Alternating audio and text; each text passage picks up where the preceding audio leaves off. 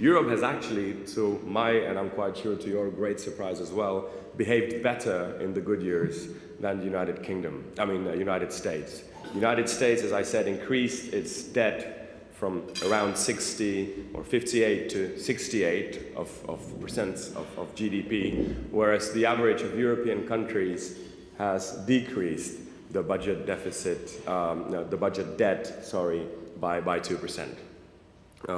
Obviously, not enough. Czech Republic today pays around 50 billion crowns just on the interest rates that we pay. And by the way, 50,000, just for those of you who did not work at the Ministry of Finance or National Bank, just to give you an idea how much you can buy for 50 billion crowns. 50 billion is roughly the measures that the National Economic Council is preparing as an injection for this year. Only we do not have these 50 billion. If we had no debt, if we had a balanced budget, it would be much easier to deal with the crises. It would also be much easier to deal with the crises if we had a budget surplus. Because God knows, summer comes after spring, and after the summer there is winter. And this is true in our personal lives, and it is also true in the economy. Good times, take place after bad times, etc., etc. So effectively speaking, we have really burned our winter wood during the summer when we really didn't need it, and in the winter we have found our wood storage to be quite empty. So of course the reaction to this is another indebting of the state. So I will close with a theoretical reflection, if you allow me.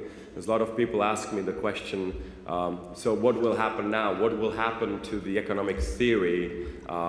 Where will we move from now? So this is a forecasting dinner, so let me close my eyes and let me dream about the future. I think that the economy in its theory has to open up to other sciences. Economics has been considered a science that has been imperial. We've invaded sociology, psychology, and law and other sciences, and it is time for the pendulum swing to be reversed towards economics, and for us economists to be a little bit more sensible to other measures except for pure numbers alone. And my last thought is, it's very difficult to answer the question, where will theoretic economy be? Because in the past 15 or 10 years, there was no theoretical justification for the macroeconomic policy that most governments have led. There is no theoretical justification for budget deficits during very, very good years. So before we answer this question fully, I suggest that we return to something that has worked in the past. And if Keynes would be alive today, he would be considered the most right-wing libertarian today, because he would actually ordinate all of our country's budget surpluses in the last year. So my suggestion is, let's start with swearing on something very important, and during the good years we will try and actually save some wood instead of burning it, and then dealing with crises would be much simpler than with a 60% debt on the back of your shoulders that you've generated during the good years. Thank you very much, and I hope to see you here next year with some food on our plates as well. Thank you.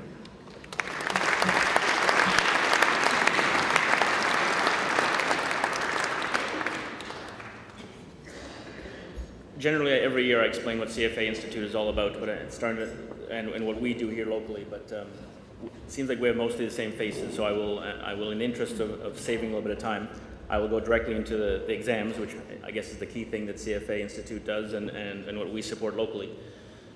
The CFA exams, anyone who wants to achieve their CFA designation, every candidate must pass at least 3 6-hour examinations over the course of at least 3 years. The research they do on these people who pass the exams suggests that everybody on average studies at least 250 hours per year to pass the exams. So it's not something people do on a whim. In 2008, over 100,000 candidates tried to write the exam, which is actually more people who actually have the CFA designation. You'll see at the bottom, there's 87,000 people worldwide who now have the designation. To give an indication of how many people are successful, or probably more appropriate is how many people are unsuccessful, only 19% of the people who start writing the exams actually complete the exams within 5 years. So it's quite an achievement for the people who do so.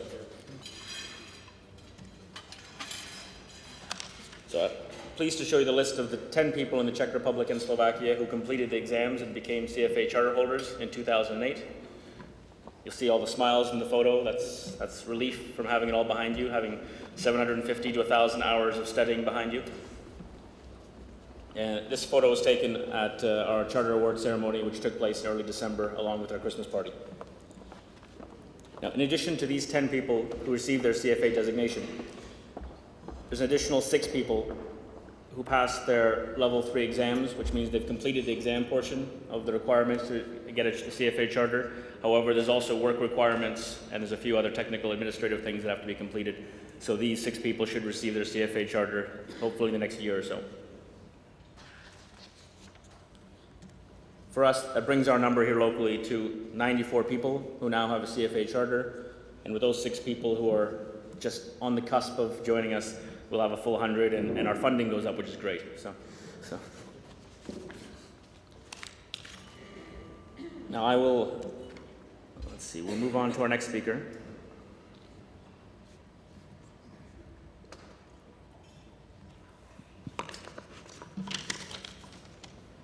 In conjunction with this event, our PR partners, DBM and Factum Invenio, conducted a survey regarding the current global economic crisis. Earlier today, there was a press conference held at the Adria Hotel, where the results of that survey were presented. Some of you may have already seen it on the wires today, some of the key findings. And regardless, you'll definitely see a lot about it in the press tomorrow. However, to give you a brief summary of the findings of this survey, I'd like to call upon Jan Hertzman, Managing Director of Factum Invenio.